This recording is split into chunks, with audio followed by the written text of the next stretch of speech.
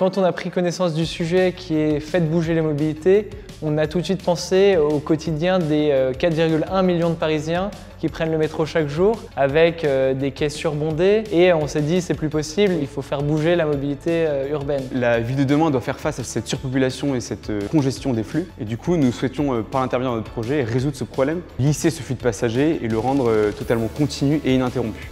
Le projet qu'on a imaginé avec Grégoire, c'est un nouveau mode de transport urbain, ça s'appelle l'Infini-Train. Et c'est une sorte de plateforme qui tourne au sein d'un anneau et qui ne s'arrête pas. Il est entraîné par l'effet vortex et permet de se déplacer de manière efficace dans la ville. Cette plateforme tournante peut être en connexion avec d'autres plateformes tournantes du même type afin de former un réseau dans la ville et desservir un espace plus grand. Imaginez un serpent qui se mord la queue et en fait on vient réaliser un métro circulaire qui ne s'arrête jamais.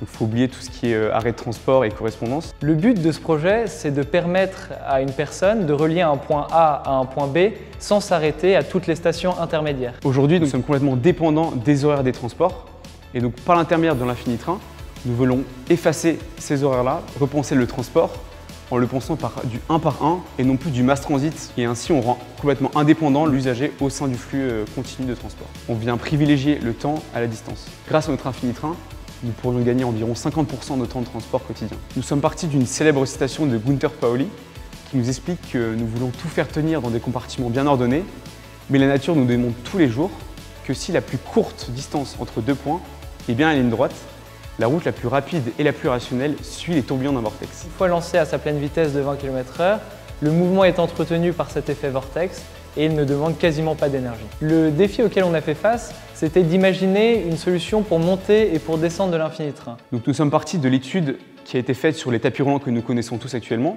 Ceux-ci roulent à environ à une vitesse de 5 km/h. Nous, humains, nous marchons à une vitesse de 5 km/h. Donc nous additionnons nos vitesses pour accéder à une vitesse de 10 km/h. Et ensuite, par une succession de tapis roulants, notre vitesse va progressivement augmenter pour atteindre ensuite la vitesse finale de notre Infini-Train. L'Infini-Train est parfaitement intégré dans les problématiques actuelles car il améliore considérablement le quotidien des habitants des villes.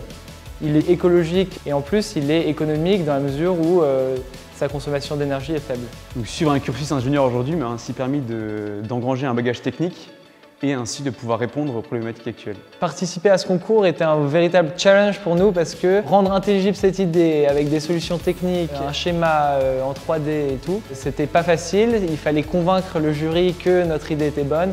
Ça, c'était un vrai challenge et on l'a réussi et on en est très fiers. Gagner ce prix, ça nous a vraiment donné envie d'aller au bout du projet, de développer des réalisations techniques un peu plus avancées, de s'entourer d'autres personnes compétentes pour développer cette idée, de trouver des investisseurs et d'implanter demain ce projet dans une ville. Et c'est aussi enrichissant de se dire que voilà, on a une petite idée en tête et que cette idée voit le jour petit à petit et qu'un jour peut-être on voyagera dans cet Infini-Train.